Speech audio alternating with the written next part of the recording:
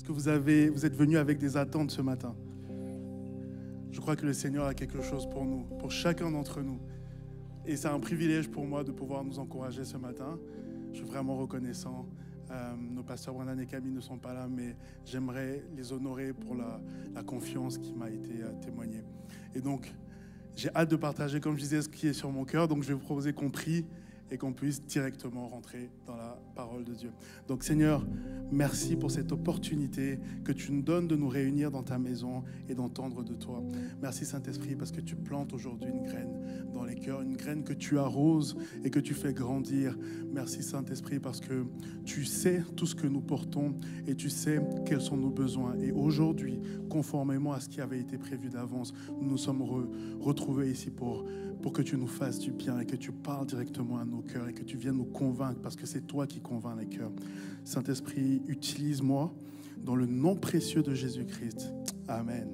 Amen. Vous pouvez vous asseoir. Et est-ce qu'on peut encourager notre merveilleuse équipe de louanges qui nous a conduits ce matin? Ok. Alors, si vous nous rejoignez aujourd'hui, on a débuté la semaine dernière une nouvelle série. Si vous étiez avec nous la semaine dernière, vous savez qu'on a commencé une série qui s'intitule « Une vie victorieuse en Christ ». Et donc, Pasteur Camille a inauguré cette série. Et cette semaine, j'ai le privilège de pouvoir continuer et de nous parler de la foi. Une vie victorieuse en Christ par la foi. Et je ne sais pas vous, mais c'est un thème que j'aime particulièrement. Je pense qu'on pourrait parler des heures sur ce sujet. Mais aujourd'hui, j'ai envie de nous parler de quelque chose d'assez particulier au sujet de la foi. Vous savez, Église, on a tous collectivement un objectif à atteindre en termes de la nature et de la qualité de la foi que nous sommes appelés à développer en tant que chrétiens. Et cet objectif, c'est que notre foi puisse ressembler à un édifice majestueux qui s'étend de tous ses côtés. Mais je pense que vous serez d'accord avec moi de dire qu'aucun édifice n'est plus solide que les fondations qui le portent, n'est-ce pas? La qualité de l'édifice dépend de la qualité de sa fondation. Et donc, c'est pour ça que j'aimerais nous parler aujourd'hui de la fondation de notre foi. Et comme je disais tantôt, on pourrait explorer ce sujet longtemps et explorer tous les aspects et les dimensions de la foi. Mais je pense que ce serait aussi une grande sagesse de pouvoir prendre un peu de recul et peut-être baisser un peu les yeux et regarder un peu plus bas au niveau des fondations de notre foi.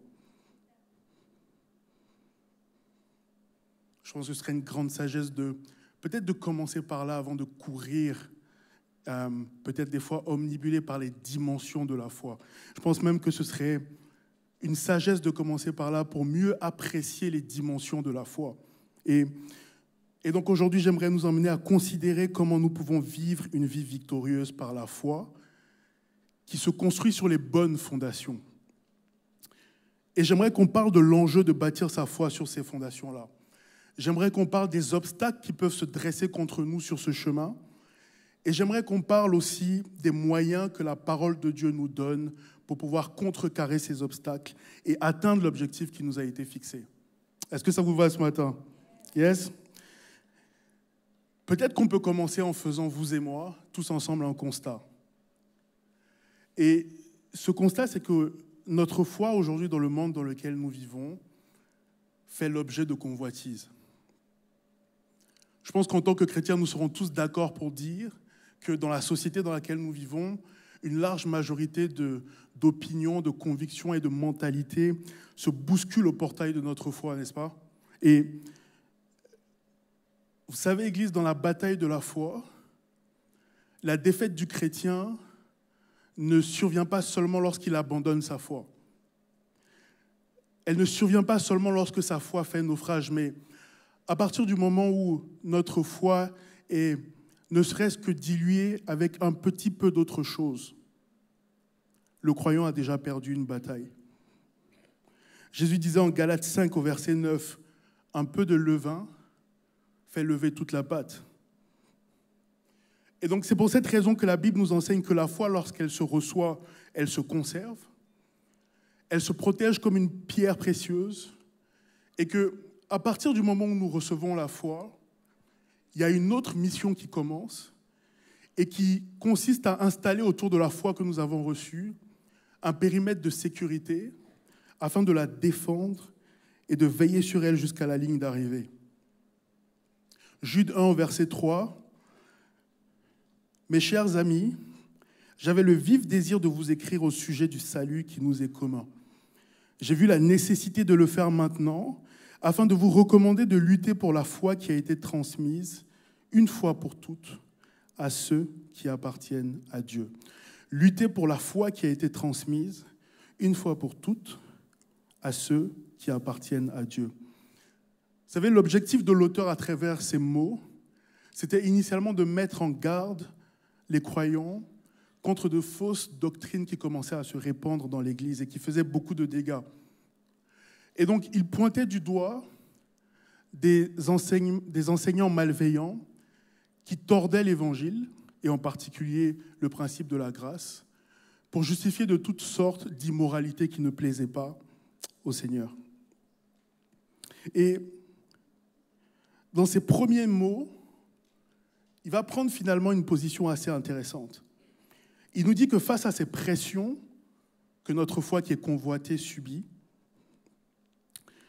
le croyant doit protéger la foi qu'il a reçue contre toute forme d'influence extérieure. Et donc notre adhésion au principe que la parole de Dieu nous enseigne doit faire l'objet d'une protection. L'apôtre Paul pouvait dire en 2 Timothée 4, verset 7, « J'ai combattu le bon combat, j'ai achevé la course, j'ai gardé la foi. » Et vous savez, souvent, la plupart du temps, on ne protège pas des biens qui ne font pas l'objet d'une convoitise. Je pense que personne ici ne dépense en termes de temps, en termes d'énergie, pour protéger quelque chose qui n'est pas susceptible de nous être dérobé d'une quelconque façon. Et c'est un peu l'idée de ce passage. Il nous dit, nous devons penser à notre foi comme un cadeau inestimable et rare qui attire les convoitises. Et c'est pour ça que Jude concentre son exhortation peut-être davantage vers la défense active de la foi, parce que la foi ne se vit pas de manière oisive. Mais lorsqu'on a fini de dire tout ça, lorsqu'on a fini d'établir que notre foi est convoitée, on peut se poser la question de savoir pourquoi est-ce qu'elle fait l'objet de tant de convoitises. Et là, la réponse elle est assez simple. La Bible nous dit que c'est par la foi que l'on hérite des promesses de Dieu. Hébreux 6 au verset 12. « En sorte que vous ne vous relâchiez point et que vous imitiez ceux qui par la foi et la persévérance héritent des promesses. » Tout notre héritage en Christ, tout ce que Christ est venu nous apporter, le salut, la paix, la joie en abondance, la rémission des péchés, la justification, le renouvellement de l'intelligence, et peut-être même la plus belle des choses, cette relation que nous avons avec Dieu, cette intimité que nous avons avec notre Père. Toutes ces choses sont accessibles par Christ au moyen de la foi. Et donc vous comprenez bien l'intérêt pour l'ennemi de s'assurer que nous ne parvenions jamais à bâtir notre foi sur les fondements uniques, et le fondement unique est suffisamment solide de la parole de Dieu. Et donc mécaniquement que nous ne soyons jamais en position de pouvoir hériter de ce qui est à nous en Christ. Est-ce que vous comprenez la bataille qui se joue autour de notre foi, Église, ce matin? Une foi qui n'est pas construite sur des bons fondements est fragile, on le sait.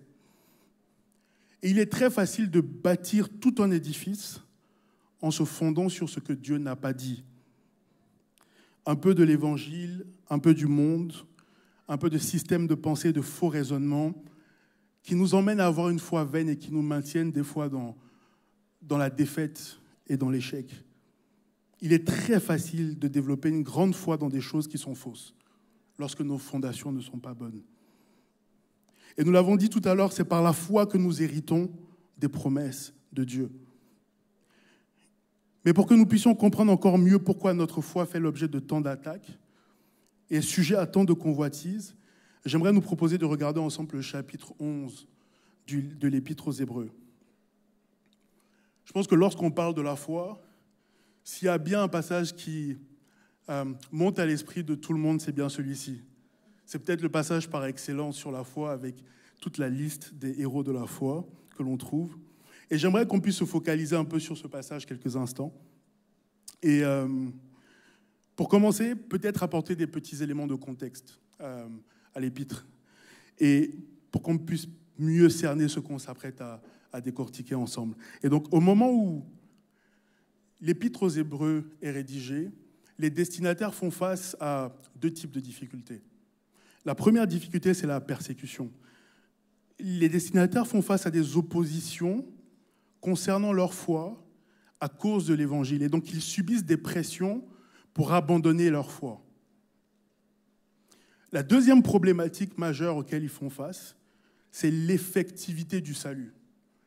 C'est-à-dire qu'en plus de tout ça, ils ont des doutes, ils se posent des questions. Ils se demandent si le sacrifice de Jésus à la croix les a vraiment lavés de tous leurs péchés. Est-ce que Jésus à la croix a véritablement réglé le problème du péché? Et donc, leur tentation est grande dans ces conditions-là de retourner au judaïsme. Et donc, en fait, l'auteur de l'épître va, tout au long de l'épître, à partir du chapitre 1 jusqu'au chapitre 11, il va s'attacher à élever Jésus au-dessus de leurs doutes. Et on arrive au chapitre 11 avec la liste de ces héros de la foi, et il nous dit, regardez ce que la foi de ces héros a produit lorsqu'ils étaient éprouvés par toutes sortes de batailles. Et lorsque l'on voit tous les fruits que la foi a produits et toutes les promesses qu'elle leur a permis d'hériter, je pense qu'on est un peu obligé de réaliser qu'il y a un combat qui est véritablement mené pour empêcher notre foi de grandir et de se développer en qualité et en quantité pour hériter des promesses qui sont nôtres. Et je le dis vraiment, Église, avec un fardeau sur le cœur, mais il ne faudrait pas que l'ennemi, que le monde, soit beaucoup plus conscient de ce que nous avons à perdre que nous. Il ne faudrait pas que l'ennemi soit beaucoup plus conscient de ce que nous avons entre les mains que nous-mêmes. Et j'aimerais nous encourager ce matin à veiller sur les fondations de notre foi. Pour ceux qui connaissent bien ce passage de Hébreux 11, vous aurez noté qu'il y a une répétition de phrases qui commence par « c'est par la foi que ». Et donc l'auteur utilise la même tournure en commençant toutes ces phrases par « c'est par la foi que ». Et l'objectif de l'auteur, c'est vraiment de nous présenter chacun de ces héros de la foi comme des modèles à suivre et de nous expliquer comment la qualité de leur foi les a conduits à franchir la ligne d'arrivée.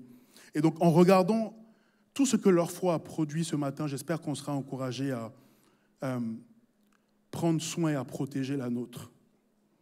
Donc, je vous encourage vraiment à lire et à méditer ces phrases qui commencent par « c'est par la foi que ».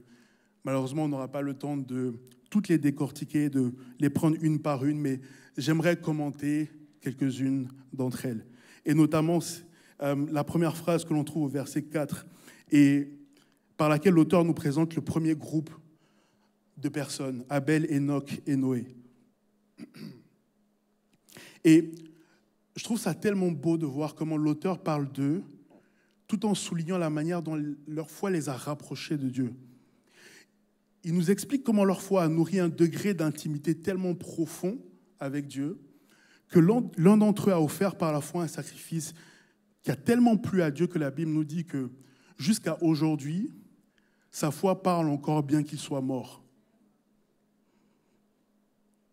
Et même si vous prenez Abraham, qui est décrit un peu plus loin, au verset 8, si on s'arrête même un peu au début de ce verset 8 qui commence par « C'est par la foi qu'Abraham a obéi ». Je trouve ça extraordinaire parce que en traçant un parallèle entre l'obéissance et la foi, la Bible trace de manière sous-jacente un autre parallèle entre l'incrédulité et la désobéissance. C'est parce que la foi d'Abraham était ce qu'elle a été qu'il a obéi. En d'autres termes, si la foi d'Abraham n'avait pas porté les caractéristiques qu'on lui reconnaissait, elle n'aurait pas été en mesure de tendre vers l'obéissance pour saisir la promesse. Et encore une fois, j'ai envie de répéter cette question. Est-ce Est-ce que vous comprenez à quel point la foi est stratégique et pourquoi elle fait l'objet de tant de convoitises? Incrédulité égale désobéissance. Et ma question pour nous aujourd'hui, est-ce qu'il y a des choses dans nos vies qui sont en train d'alimenter notre incrédulité et d'abaisser la qualité de notre foi? On peut continuer encore plus loin au verset 8. La Bible va nous expliquer comment Abraham s'est retrouvé, par obéissance, à quitter Charan pour aller s'installer à Canaan.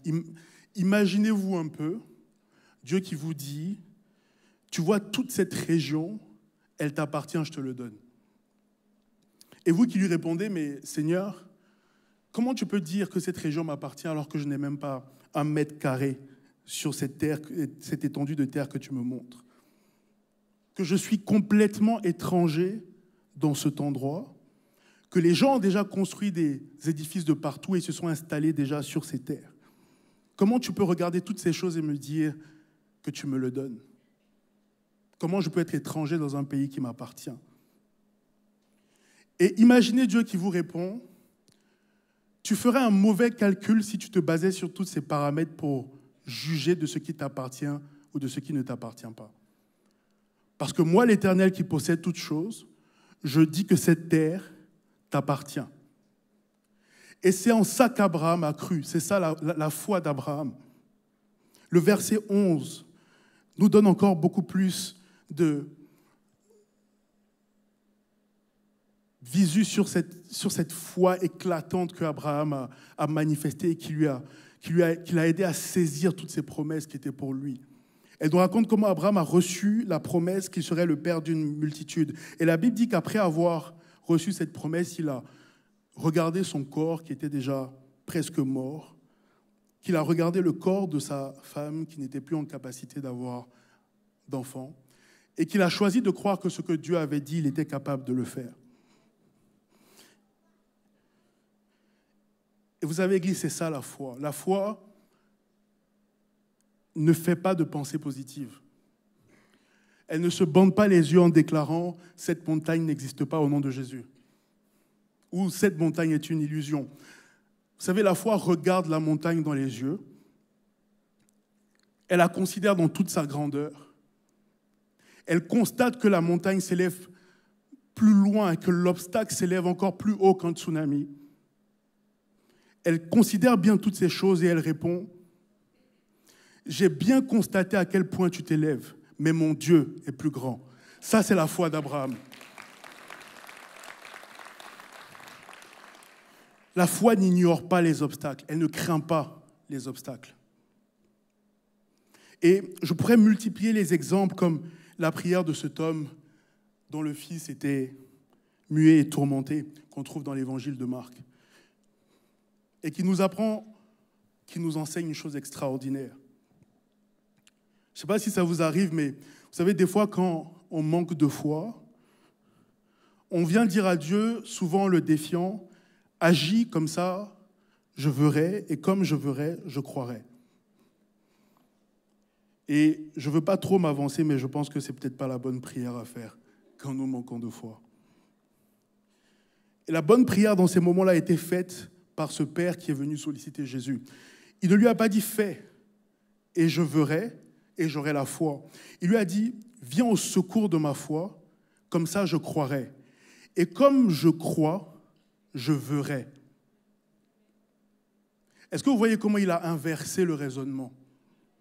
Et c'est ça la bonne prière que nous sommes amenés à faire. Hébreux 11 nous dit qu'il faut que celui qui s'approche de Dieu croit qu'il existe d'abord et qu'il est le rémunérateur de ceux qui le cherchent. C'est un prérequis. Ça vient avant, ça ne vient pas après.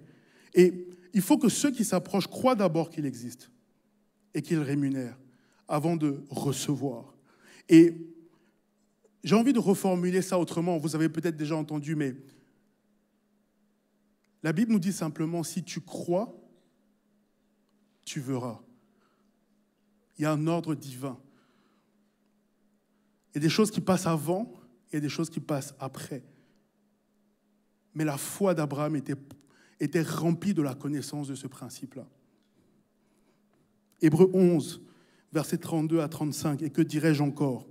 Car le temps me manquerait pour parler de Gédéon, de Barak, de Samson, de Jephthé, de David, de Samuel et des prophètes qui par la foi vainquirent des royaumes, exercèrent la justice, obtinrent des promesses, fermèrent la gueule des lions, éteignirent la puissance du feu, échappèrent aux tranchants de l'épée, guérirent de leurs maladies, furent vaillants à la guerre, mirent en fuite des armées étrangères, des femmes recouvrèrent leur mort par la résurrection, et la liste continue. Église, après tous ces exemples, vous comprenez que si notre foi n'est pas affermie sur les bonnes fondations, il pèse sur nous le risque de bien commencer, mais de mal finir. Les bons commencements suivis des mauvais achèvements. Et je crois que tous ces exemples nous ont été donnés pour comprendre l'importance de la foi dans l'héritage des justes et des rachetés. Et j'aimerais nous encourager ce matin à faire un diagnostic précis, honnête, des fondations sur lesquelles nous avons entretenu notre foi jusqu'à présent. Sur quoi repose-t-elle? Parce qu'on l'a dit tantôt, aucun édifice n'est plus solide que les fondations qui le portent. Est-ce qu'on est capable de répondre à cette question en toute honnêteté, en toute franchise? Jusqu'ici, sur quels principes avons-nous bâti notre foi? Quelles sont les fondations de notre foi? Est-ce qu'au-delà de l'édifice qui s'élève en grandeur, les fondations sont suffisamment solides? Vous savez, Église, si l'ennemi arrive à corrompre la base, il n'a plus besoin de s'inquiéter de ce que vous êtes en train de construire. Si la fondation est déjà corrompue, le reste de l'édifice le sera. Il ne tiendra pas. Il n'aura aucune valeur. Il ne va pas déployer des forces pour vous empêcher de construire sur une fondation qui est déjà mauvaise. Mais je déclare que ce ne sera pas notre partage dans le nom de Jésus. Et la bonne nouvelle pour nous ce matin, c'est que la Bible ne se contente pas de nous dire que nous devons effectuer ce diagnostic de notre foi. Elle nous donne aussi les clés pour le faire. Et avant de commencer à regarder ces clés, j'aimerais qu'on parle ensemble dans le cadre de la défense de la foi, des stratégies d'infiltration de l'ennemi. Vous savez, la parole de Dieu, nous pouvons trouver plusieurs fois exposer ces stratégies d'infiltration qui ont pour objectif de venir affaiblir les fondations, les fondements et la qualité de notre foi. Dans l'Épître aux Corinthiens, Paul adresse le sujet de ceux qu'il appelle les super apôtres, qui étaient en fait un groupe de faux enseignants qui apparemment étaient un peu plus séduisants, un peu plus éloquents et peut-être même un peu plus soignés, un peu plus aisés que Paul. Et donc après son départ de Corinthe, ces faux apôtres sont venus établir leur ministère au milieu des croyants et ont commencé à enseigner des doctrines qui n'étaient pas conformes à l'Évangile. Et ces enseignants-là attiraient des foules en masse.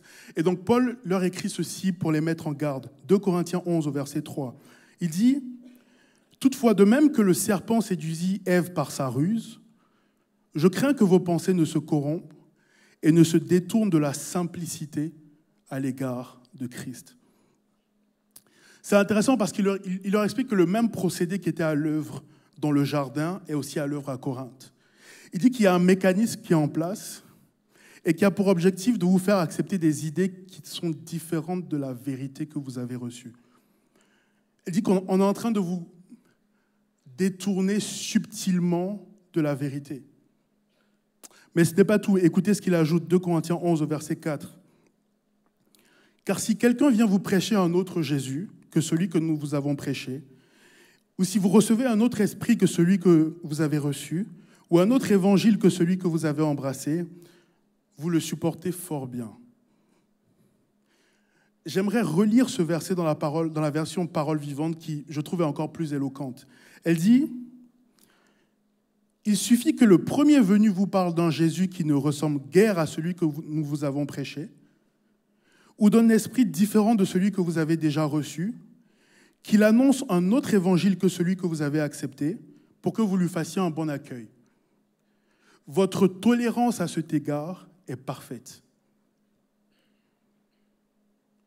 Il est en train de leur dire, vous ne vous rendez pas compte, mais on est en train de vous suggérer tout doucement une autre image de Christ, une autre image de son esprit et une autre image de son évangile.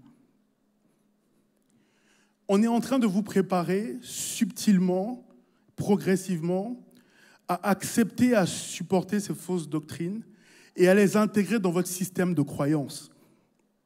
Autrement dit, il est en train d'expliquer aux Corinthiens qu'ils ne se sont pas vraiment rendus compte, mais le résultat auquel ils sont en train d'arriver aujourd'hui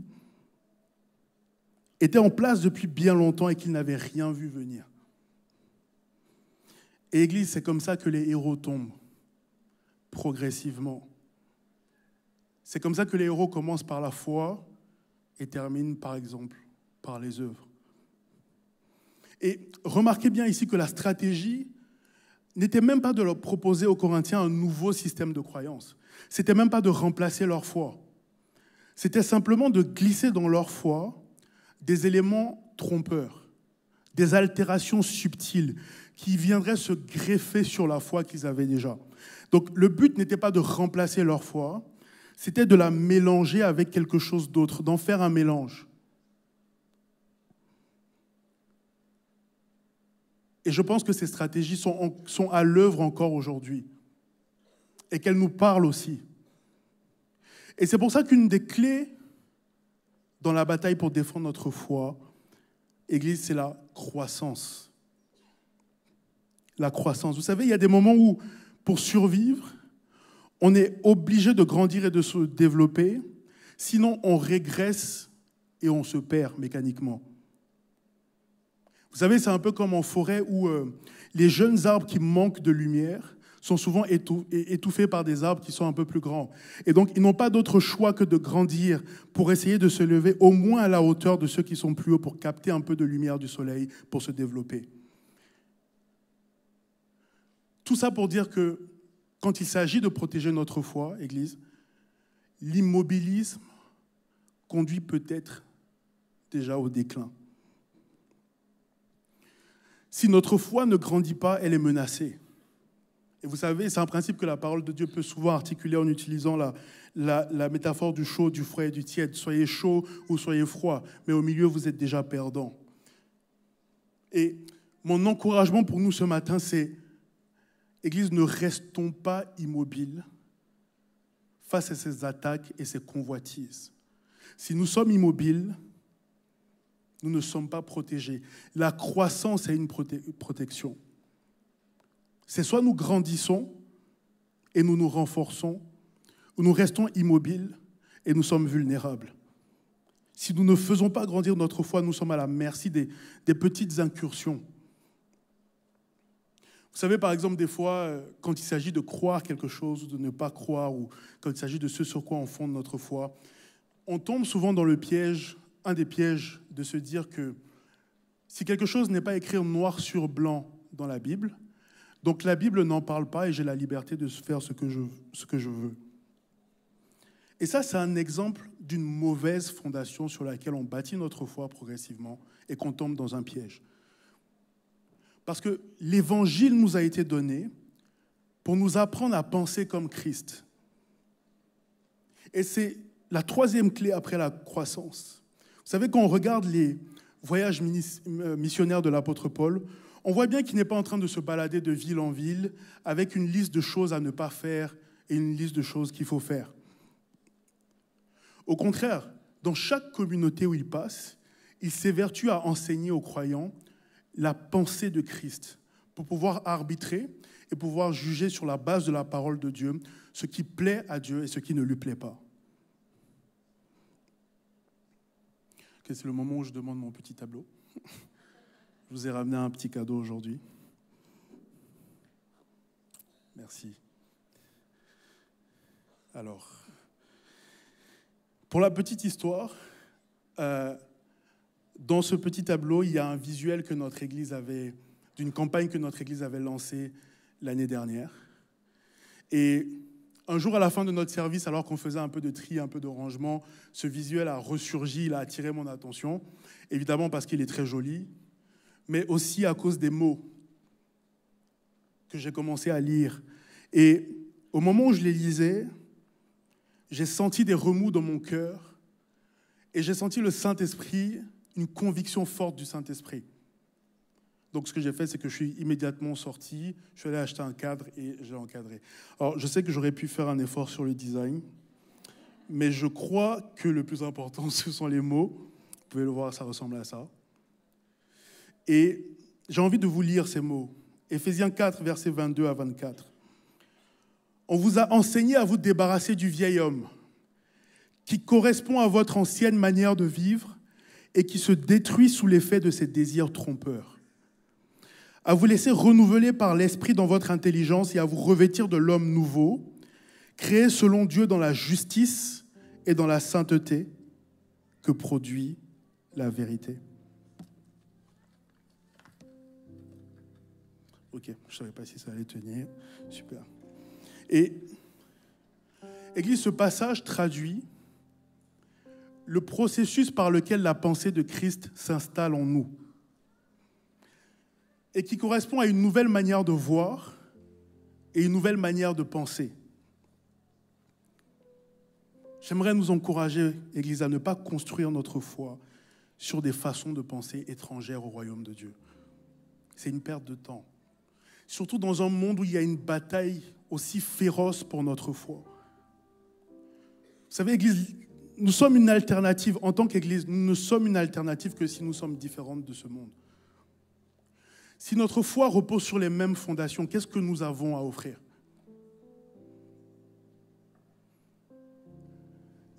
L'ennemi ne peut pas empêcher votre héritage en Christ, la bénédiction et la faveur de Dieu de se répandre sur vos vies. Un peu comme une cascade qui coulerait. Il n'a aucun contrôle sur cela. Mais par contre, il peut nous empêcher de nous retrouver au point de chute et de nous retrouver au bon endroit. Vous savez, si l'ennemi peut nous convaincre, par exemple, que le cœur de Dieu n'est pas du tout attristé lorsque nous ne passons pas du temps avec lui. Si l'ennemi peut nous convaincre que ce n'est pas si grave si on ne passe pas du temps dans la prière, parce qu'après tout, les autres le font et ils sont quand même élevés dans la société. Les autres ne prient pas, mais ils reçoivent quand même le fruit de leurs efforts. Donc finalement, si je ne passe pas du temps dans la prière, c'est OK. Église, si l'ennemi arrive à vous convaincre de ça, il aura réussi à vous priver de ce pourquoi Christ est mort. Non seulement une relation intime avec le Seigneur, mais il vous aura convaincu que c'est OK d'investir du temps et de l'énergie dans des choses qui ne portent pas le sceau de l'éternité. Il vous aura convaincu que c'est OK d'investir tout ce que vous savez dans les choses qui sont temporaires. Et c'est comme ça, encore une fois, que les héros tombent. Progressivement, petit à petit. J'aimerais nous parler peut-être d'une dernière clé. 1 Corinthiens 15 au verset 2. Cette bonne nouvelle nous sauve si vous la gardez comme je vous l'ai annoncé. Sinon, votre foi ne sert à rien. Cette bonne nouvelle nous sauve si vous la gardez comme je vous l'ai annoncé. Sinon, votre foi ne sert à rien. Église, gardons les fondements de la foi sur le rocher solide de l'Évangile. Ne commençons pas à tolérer ce qui n'est pas tolérable. On l'a dit tantôt, quand il s'agit de se défendre, quand il s'agit de la maturité de la foi, la Bible nous dit « grandissez ». Elle nous dit de ne pas rester, de se mettre en mouvement pour ne pas tomber dans un immobilisme coupable. Mais vous savez, quand il s'agit de l'intégrité de la parole de Dieu, la Bible nous dit au contraire, ne bougez pas. Préservez le fondement que vous avez reçu tel quel. En gros, sur la maturité de la foi, elle nous dit grandissez. mais sur son intégrité, elle nous dit, ne changez rien, même pas d'un iota. Protégez-le jusqu'à la fin, tel que vous l'avez reçu. Église, sur quel fondement repose notre foi? Et cette question n'est pas une condamnation, mais vraiment une opportunité. Ne soyons pas des chrétiens qui grandissent avec 10, 15, 20 ans de vie chrétienne, mais des fondations qui sont complètement fragiles et incapables d'éprouver la solidité de l'édifice que nous avons construit. Nous aurons construit pour rien, en vain. J'ai envie de vous lire un dernier passage, Matthieu 7, versets 22 à 23, et ensuite on va terminer. Plusieurs me diront ce jour-là, Seigneur, Seigneur, n'avons-nous pas prophétisé par ton nom? N'avons-nous pas chassé les démons par ton nom? Et n'avons-nous pas fait beaucoup de miracles par ton nom? Alors je leur dirai ouvertement, je ne vous ai jamais connus, retirez-vous de moi, vous qui commettez l'iniquité. Vous savez, Église, la grande tragédie de ce passage, c'est qu'on a deux groupes de personnes qui n'arrivent pas à se comprendre parce qu'elles ne parlent pas de la même chose. Il y a un groupe de personnes qui se présentent à la porte et qui frappent en présentant un code d'accès, les œuvres. Et de l'autre côté, il y a une personne qui ouvre la porte et qui demande autre chose, la relation. Ceux qui veulent rentrer parlent des œuvres. Celui qui ouvre la porte parle de relation. Est-ce que vous voyez comment on peut construire toute une vie sur des fondements qui sont faux et qui sont impropres à nous donner la capacité d'hériter les promesses de Dieu? Quel gâchis d'avoir couru toute sa vie en pensant que nos fondations étaient bonnes et que nous n'aurions qu'à montrer les œuvres au portail pour ensuite voir le gardien nous dire « J'attendais une relation ».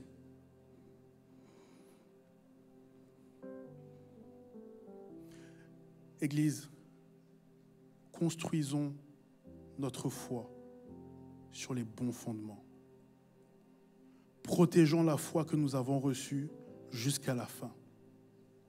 Et ne tolérons pas ce qui n'est pas tolérable. Amen. Je vais vous inviter à vous lever. Et j'aimerais qu'on puisse prier.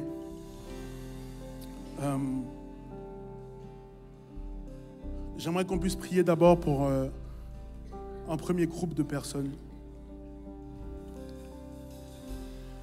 Peut-être que vous êtes dans ce lieu et que pendant tout ce message, le Saint-Esprit vous a parlé. Peut-être qu'il a mis l'accent sur un de ces systèmes de pensée. Une de ces choses que vous avez acceptées. Une de ces choses qui a affaibli la qualité de la foi que vous avez développée pendant ces années. Peut-être que le Saint-Esprit n'a même pas eu besoin de vous parler. Et que pendant ce message, vous saviez vous-même de quoi il s'agissait.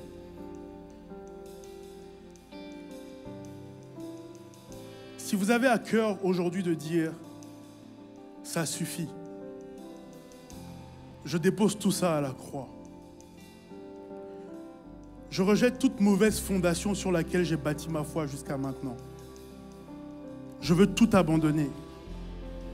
J'aimerais vous inviter simplement à lever la main pour qu'on puisse prier ensemble, en unité, comme encore.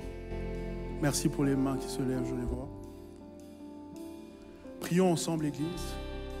Père éternel, nous te rendons la gloire pour ces mains levées et pour ces cœurs repentants et pour ces décisions de renoncer à ce que tu n'as pas dit, de renoncer à tout fardeau, de renoncer à toute mentalité, à toute façon de penser, à tout raisonnement qui s'élève prétentieusement contre la connaissance de Christ et qui nous conduit dans la défaite. Aujourd'hui, Seigneur,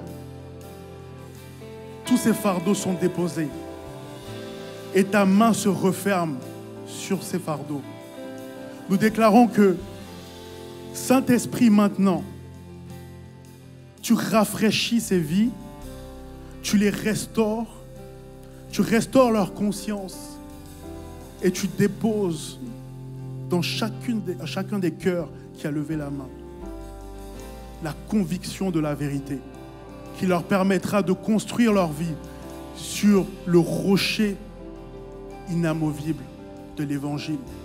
Nous proclamons maintenant que des vies victorieuses s'élèvent et que des édifices de foi s'élèvent avec non seulement des fondations fortes et solides, mais avec des édifices glorieux qui rendent témoignage de la gloire de celui qui nous a appelés. Dans le nom précieux de Jésus-Christ. Amen. Église,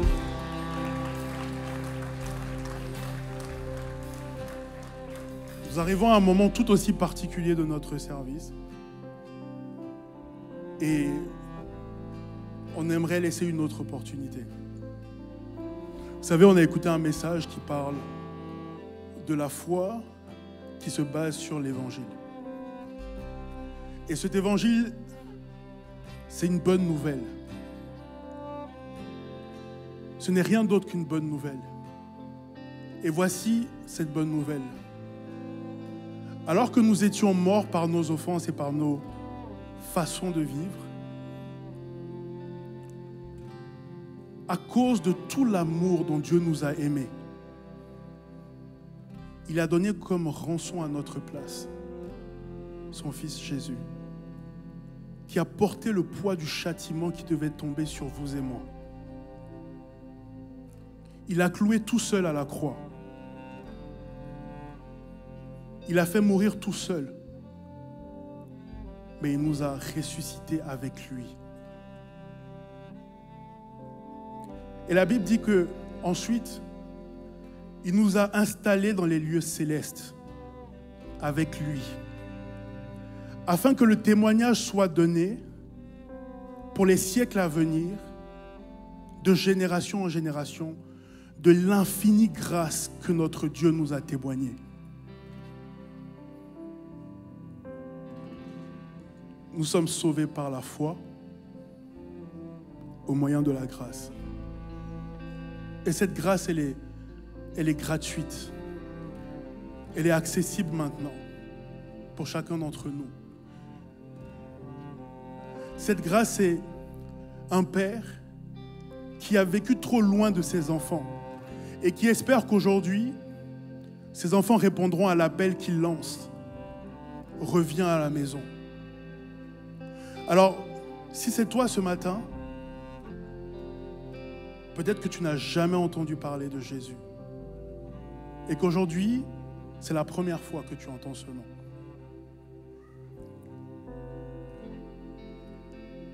Et que dans ton cœur, la conviction d'accepter l'appel de ce Père qui t'attend depuis tant d'années est montée. Peut-être que tu connaissais déjà ce Jésus et que la vie, les circonstances t'ont éloigné de lui. Mais aujourd'hui, tu veux renouer avec cette relation. Alors que toute la salle ferme les yeux, je vais simplement compter jusqu'à 3 et je vais t'inviter à lever ta main. Et on va faire une prière simple ensemble pour déclarer et pour sceller le choix que tu veux prendre aujourd'hui. Je vais compter jusqu'à 3 et si c'est toi ce matin, sans honte, sans complexe, rentre à la maison. 1, 2 et 3. Lève ta main. Amen, amen, amen. Gloire à Jésus. Amen. Merci pour les mains qui se lèvent. Merci Seigneur. Amen. On va faire une prière ensemble, l'Église. Tous ensemble en tant que corps. Et je vais vous inviter à répéter après moi. Merci Jésus d'être mort à la croix pour mes péchés. Merci Jésus d'être mort à la croix pour mes péchés. Merci d'être mort pour me donner un avenir et de l'espérance. Merci d'être mort pour me donner un avenir et de l'espérance. Je reconnais que jusqu'ici j'ai vécu loin de toi. Je reconnais que jusqu'ici j'ai vécu loin de toi. Mais c'est fini. Les choses anciennes sont passées. Les choses anciennes sont passées. Voici toutes choses sont devenues nouvelles. Voici toutes choses sont devenues nouvelles. Aujourd'hui, je te reconnais, je t'accepte Aujourd'hui, je t'accepte comme unique Seigneur et Sauveur de ma vie. comme unique Seigneur de ma vie. Viens m'aider à vivre cette vie que tu m'offres aujourd'hui, fidèlement, conformément à ta parole, et tous les jours de ma vie, dans le nom précieux de Jésus-Christ. Et est-ce qu'on peut rendre des cris de joie et d'acclamation pour les vies qui ont décidé de revenir à la maison aujourd'hui? C'est une décision extraordinaire. Il y a un avant et il y aura un après. Amen. Soyez bénis, Église.